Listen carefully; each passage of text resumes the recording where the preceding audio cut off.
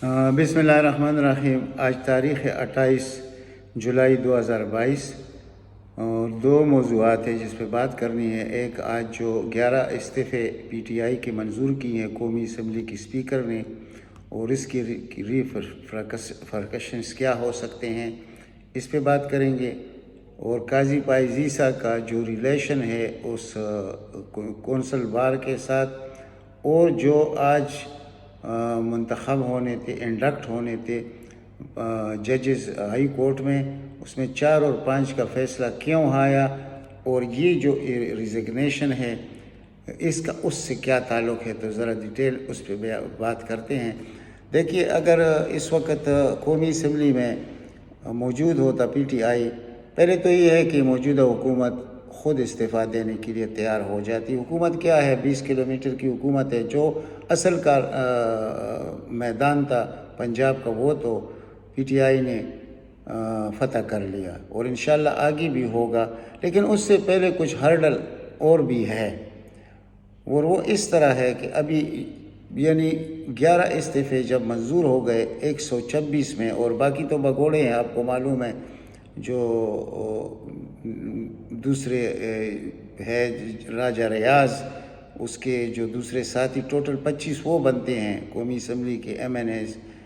तो ये तो वही लोग हैं जो कि इसको नाअहल किया जाना चाहिए था, लेकिन अभी तक नहीं हो सकी क्योंकि उन्होंने वोट पोल नहीं किया था। और जो सूबाई असम्बली में 25 नशस्तें थे, 5 रिज़र्व और 5 MPs की, तो उस पर उन्होंने तो वोट इस्तेमाल किया था, तो वो नाअहल हो गए, और नाअहली के बाद उस पर इलेक्शन हुआ और वो PTI ने जीत लिया।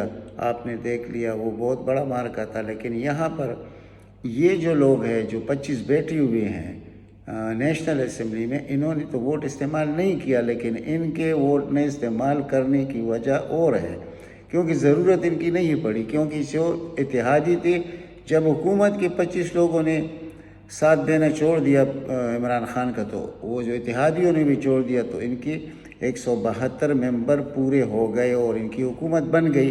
अब किसी भी वक्त भी MQM या कोई भी इनसे आ मिल सकता था, तो बग़ैर लॉन्ग मार्च या बग़ैर धरने के ये हुकूमत गिरा सकते थे। हुकूमत गिराने के बाद फौरी इलेक्शन में जा सकते थे PTI, लेकिन ये बात हमारी नहीं मानी गई।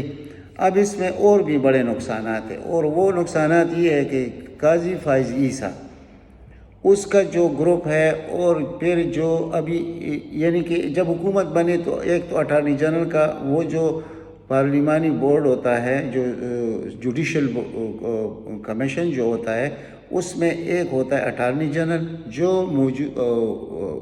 मौजूदा हुकूमत का होता है, जो भी हुकूमत होता है, और एक वज़ीर कानून होता है। तो ये दो तो ऑलरेडी बढ़ जाते हैं।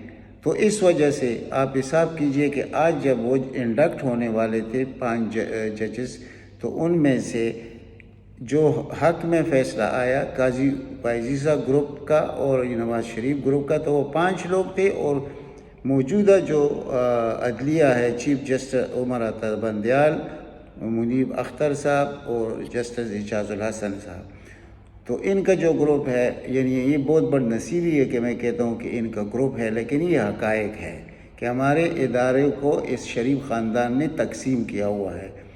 तो उस तकसीम की वजह उनके 4 वोट आए और इनके 5 आए, तो ये इब्तिदा से उनकी अक्सरियत शुरू हो गई। पहले भी थी, लेकिन अब और भी बढ़ जाएगी।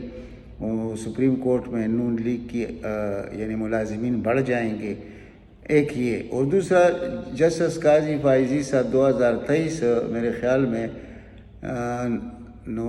नवंबर में वो बनेंगे चीफ जस्टिस ऑफ पाकिस्तान, और उसका जो ताल्लुकात है ख़ास कर अफवाज पाकिस्तान से, वो कितना नफ़रत करते हैं, ये भी किसी से छुपी हुई बात नहीं है। और दूसरी तरफ जो इमरान खान से उसकी मुखासमत है, वो भी आपके सामने है। तो इस ख़ानदान को उठाने के लिए, इनके केसेस ख़त्म करने के लिए, शरीफ ख़ानदान के, इनके लिए वो सुनहरी मौका होता।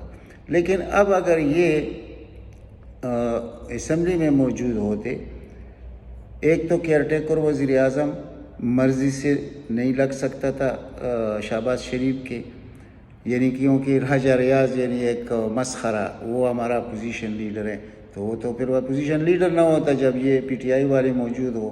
یعنی وہ 25 ارکان ہیں، ادھر تو 126 ارکان ہیں، تو opposition leader P T I کا ہوتا. اور ہو سکتا ہے اس سے پہلے حکومت کو گرا دیتے، 2 آدمی کہیں سے ٹوٹ کر آ جاتے تو شہباز کی حکومت ختم تھی، تو اس پر بھی عمل نہیں ہو سکا. تو اب بھی وقت ہے کہ یہ 11 استعفے منظور کرنے کے بعد بھی اگر یہ لوگ آ کر اسمبلی میں بیٹھے تو کل بہت کچھ کرنے والے ہیں. اگر بغیر لانگ مارچ اور دھرنے کے علاوہ اس حکومت کو گھر بھیجنا ہوا تو اسمبلی میں اتنا کچھ یہ کر سکتے ہیں کہ ان کو خود مجبور کیا جائے اور اتنا بدنام کیا جائے کہ یہ لوگ استعفیٰ دینے پر مجبور ہوں. تو اپوزیشن لیڈر بھی پی ٹی آئی کا ہوگا. اب مرضی تو پارٹی کی ہے اور چیئرمین کی ہے، ہم تو کچھ نہیں کہہ سکتے اس میں، لیکن یہ حقائق ہے. لیکن اس پہ سوچنا پڑے گا، اور بہت لوگوں نے یہ مشورے پہلے بھی دیے تھے جس پر عمل نہیں ہو سکا. اور یہی فقدان ہے پی ٹی آئی کے اندر کہ ٹھیک وقت پر ٹھیک فیصلے نہیں کرتے. یہ تو ایک اور چیز ہے کہ اللہ تعالیٰ کا ایک غیبی مدد حاصل ہے عمران خان کو، اور اس کی وجہ سے عمران خان کبھی کوئی یعنی وہ مفتون نہیں ہوا، کسی نے کوئی فتح نہیں کر سکا عمران خان کو. تو یہ دونوں چیزیں میں نے آپ کے سامنے رکھ دی. لیکن اس کے بعد یہ چیئرمین نیب کے مسئلے پر بھی بحث ہونا ہے اسمبلی میں. یہ جب قاضی فائز عیسیٰ چیف جسٹس ہوں گے پاکستان کے اور 2/3 میجارٹی عمران خان کے پاس نہ ہوئی تو بہت بڑے مشکلات پیدا کر سکتا ہے. اور جو خاص کر اس وقت چیف الیکشن کمشنر ہے، یہ جو کردار ادا کر سکتا ہے وہ بھی بہت بڑا یعنی انتہائی خطرناک ہے. تو ان چیزوں کو دیکھتے ہوئے اگر پی ٹی آئی واپس چلی جائے اسمبلیوں میں تو یہ کوئی بری بات نہیں ہوگی، یہ پاکستانی قوم کے ساتھ اچائی ہوگی. اور پی ٹی آئی کے ساتھ خود یہ بہت بڑا مدد ہوگا، کیونکہ ہر ایک چیز پھر مشورے سے ہوگا، کیونکہ اپوزیشن لیڈر اور وزیر اعظم کے کنسلٹیشن کے بغیر کچھ آئینی پوسٹوں پر تعیناتی نہیں ہو سکتی. تو کہاں راجہ ریاض، کہاں پی ٹی آئی، یعنی چلے عمران خان اپوزیشن لیڈر نہیں بننا چاہتا کہ وہ نہیں چاہتا کہ بات کرے شہباز شریف کے ساتھ، تو بڑے لوگ ہیں پی ٹی آئی کے اندر جس میں سے کسی کو اپوزیشن لیڈر بنا کر تو وہ آگے کنسلٹ کرے پھر وزیر اعظم کے ساتھ. جو بھی ہے امپورٹڈ ہے، غلیظ ہے، کچھ بھی ہے وہ سب کو معلوم ہے. لیکن حقائق تو یہ ہے، قانون یہ ہے. تو اس کی وجہ سے بہت نقصان پہنچ سکتا ہے. اور یا تو پھر فوراً اب اسمبلی تھوڑی چند دنوں بعد پھر یلغار کرنا پڑے گا اسلام آباد پر. اب تو وہ چیز ہوگا نہیں جو رانا ثناء اللہ نے کیا تھا. اب تو پنجاب سے خود بخود جتے نکلیں گے، اس کو روکنے والا کوئی بھی نہیں ہوگا، کیونکہ وہاں پرویز الہی بیٹھا ہوا ہے. ادھر پورے پاکستان سے تو یہ تو اس کے بغیر ہو سکتا تھا یہ سب کچھ، میں اس لیے کہہ رہا ہوں. تو اب ایک شخص ہے اور جھگڑا پورے پاکستان کا ایک شخص کے ساتھ ہے.